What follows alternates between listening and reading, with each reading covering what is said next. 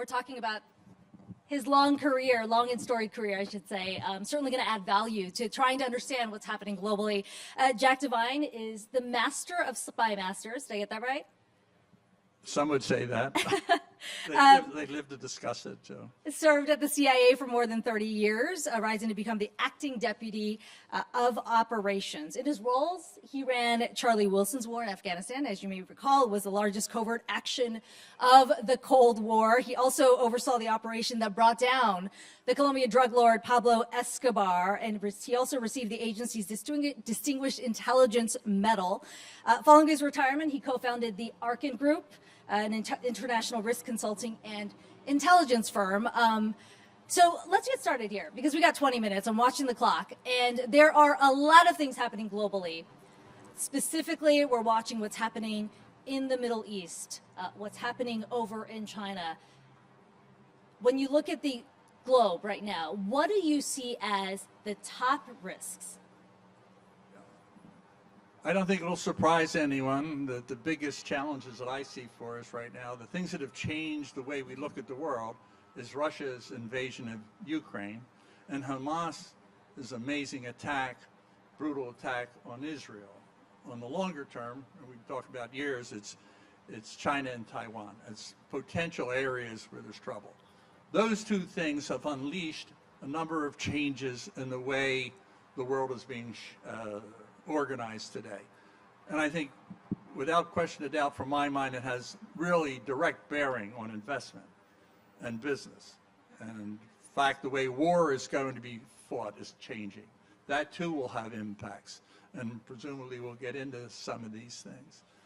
But I think as I talk to, and I spent a lot of time in the last 2 years, I'm really interested in wealth management, not because I have so much, but I've been working in the private sector and the financial sector for years. But what I'm finding that's fascinating to me is the wealth management world, where I don't think there's been enough emphasis on the need to bring intelligence to bear. And when I've talked to some of the major asset managers that you probably know, and others, they are concerned about the models they have. They're concerned about the way we've been looking at the world. They've always looked at the world.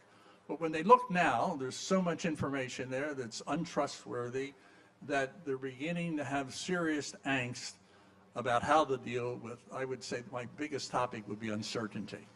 And we're going to get a bit more into that, how you sort of invest in this uncertain environment. But you highlighted some risks here that you're looking at globally, specifically as it relates to the Russia-Ukraine war. Somebody who has dealt directly with the Russians in the past, when you look at how the negotiations or how discussions, the strategy is playing out right now, what strikes you as the most different? Because you've already highlighted some key tech issues as well that have interjected themselves into global policy since you've retired from the CIA. But as you look at the negotiations that are happening, whether it's in Israel or whether it's in Russia, Ukraine, not entirely, a lot of negotiations happening there.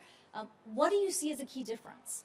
Right, so taking a look at Russia, I will tell you, first of all, I was their main enemy, because I'm the one who was responsible for the big ratchet up in that battle and putting stingers into Afghanistan that brought that war to an end. You mentioned Charlie Wilson's war. I remember having dinner. I know we don't have time, but with Charlie Wilson, and he reached across the table and put his arm on my arm. And he said, "Jack, you didn't like the book. You're going to hate the movie." And the reason he said that was it wasn't Charlie Wilson's war. But later on, I was the guest of the KGB. I was actually in the KGB's headquarters at a moment where they wanted to warm up the world. That was when you had more of a static world between the Russians and ourselves. I can't tell you, I actually wrote a book, two books, Good Hunting, which forecast that we were going to be downsizing the terrorism investment, if you will, and we'll be confronting nation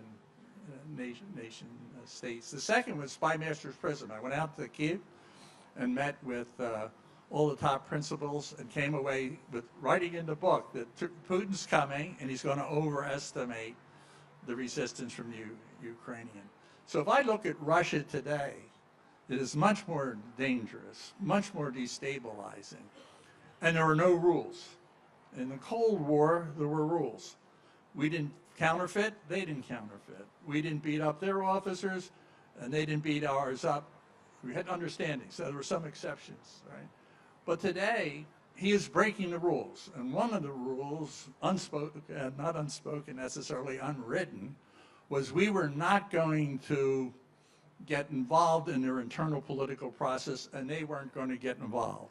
I can't tell you the difference between what that meant when Putin decided to involve himself in American elections. That is so different and so dangerous, particularly in this day of disinformation and AI. And I think we have an adversary that is more dangerous than the leaders in the Cold War. And that you may find it troublesome and question it, but I really believe he's public enemy number one, despite the fact that his country is much smaller, much less strong militarily and otherwise than it was during the Cold War. And it's showing up on the battlefield in Ukraine. So, I mean, it sounds like when you were in the CIA, the discussion was more at the high level, leaders at the table having discussions. Now more and more you've got other influences interjecting themselves into the conversation as well. And that sort of brings me to my question about the influence that tech has had on global conflicts. Whether it is disinformation, you talked about artificial intelligence, a big conversation and concern about where the guardrails are right now. How do you assess that risk on top of all the other global risks we're looking at right now? If you don't hit me with that, I'm going to just add a little footnote on the other and then come into it. The one thing I wanted to, it's not just Russia. If you look at the world today, it's bipolar again. And this, again, in looking at investments, we have to recognize it's not Russia, it's Russia, China, Iran, North Korea, and an axis. You've talked about the alliances shifting globally. Shifted. So we're back to an alliance. The difference is Iran we fought over. And Iran is not the Iran of when I was in charge of Iranian operations. Today, it is deeply involved in the relationship with Russia in providing weapons. And on the other side, it's us and NATO. So, but let me come to how you fight wars. And I'm really stunned. Let me start with the military. I'm looking at videos and tapes that I will not share. I won't share with my family, but they're from the battlefield in Ukraine. And it's deeply saddening and frightening. I have two grandsons who are in the military. How war is fought. It's intimidating to watch, and it's like a game. It has the feel of a game, where drones are seeking out individuals, killing them one by one. The way wars are fought today are not going to be with the battleships and the major airfields. You look at what's happening in Israel. Israel's in a more existential threat because of the capabilities of their neighbors and the alliance of their neighbors. You now throw in AI. I'm a user of it. I love it. But I don't use it in my day-to-day analysis. It's sort of because it's embedded with so many inaccurate things, and the disinformation that's being propagated in there can throw you off on your key judgments. For example, the Israelis, who have a first-class intelligence service, missed the Hamas raid. That, to me, would have been inconceivable 15 years ago. They were relying on AI. And what happened, and we rely on it in the American intelligence community, but there may be other, that doesn't mean the person out in the field is agreeing with you. You're sitting in Washington, think you have the answers, but Hamas isn't communicating the way you think the plans are. There's a trend now that is very hot, and that is going back to primary sources, human sources. And so disinformation today, I'll just make one more note about it.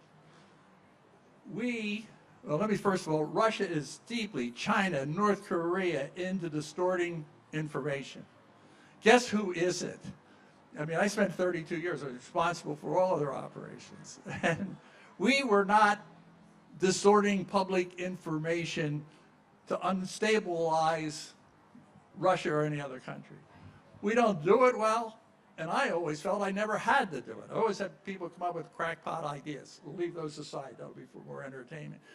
But what I did see is I had a good story. America was vibrant, economic. They had a lousy story. They had to resort to this information. So today, what I'm saying is, in this battle of disinformation, we are more passive. I don't think we can figure out whether we want to get into that game with them. All this leads to what I would say is the complexity of the world you live in and I live in, but if you're talking about investment, it's more unstable, more complex, and more certain. And if I were to make a bold prediction, it's going to be this way for a long time. So let's build on that thought, because we've sort of been talking off stage about just how much more intertwined things are with geopolitics and investing as well. It feels like, and you correct me if I'm wrong, that the economic story is much more tied to some of these tensions. And I would single out China as one example of that. When you think about what's happening with China and the US, the concerns about a potential invasion of Taiwan, you've got somebody like TSMC, a semiconductor, right in the middle of it that could have global economic implications. How do you invest in that environment? Well, that's a really good question. I think we got the answers out here. All I can tell you, it's tough for them to do it. I can't think of a single problem where there are not overlapping interests by various parties. I can't think of a single crisis on the scope where there are not black swans. That means something's going to pop up that you can't anticipate. But unlike my earlier experience, they're everywhere surrounded around it. So it's the uncertainty, and the economic part of it is impacted by all this uncertainty. And so the question is how do you, sitting where you are, how do you squeeze out of the system, or where do you find ways to get better clarity? And I said, if you're an asset manager today, and if you're handling people's money, you're expected, your customers are expected you to have some sense of the world. You can't say, well, Jack Devine said it was complex, and trust me anyway, we'll go along. I mean, that brings me to your current role as at the Arkin Group. You've got a unique perspective in that certainly all investors are aware of what's happening geopolitically, but you've got a direct line to a lot of these leaders. You've got the intelligence there as well. How are you thinking about that from a business perspective and the increasing importance of having that kind of intelligence to make the investment decision? I didn't just blow into town to be in LA. Right? I blew into town because I happen to believe the wealth management world, is really a key one. And I think there's something missing in it. And I would say, from my CIA experience, how do you bleed out uncertainty, complexity? And that is, CIA was set up to do a couple of things. Collect all the information you possibly can. Rigorous research, right? Second, submit it to the most professional, skilled expertise you can. When you walk through the wall, on the marble and etched on the side, it said, you shall know the truth and it will set you free. CIA's only product, and I'm adamant about it, just bring the facts, bring the truth. I'll sort it out if I'm an investor. Just get me the facts. The third thing is my whole career, Spymaster, if you will. I laugh at that sometimes. We never use the word spy, but the outside world is the way they communicate. My whole life was built about running networks of people who understood their countries and the way. Too much of our analysis based on what we think among ourselves, and we go into AI and everyone's sharing this conventional wisdom. So what I've done, because I've been talking to, I collect very high-end intelligence. People pay a lot of money for it. It's one of the options that are available. But what I realized is that people in wealth management at the working level don't need the 300-foot depth. What they want are the key judgments, the key analysis, thoughtful, in place, and I think that is a democratizable product.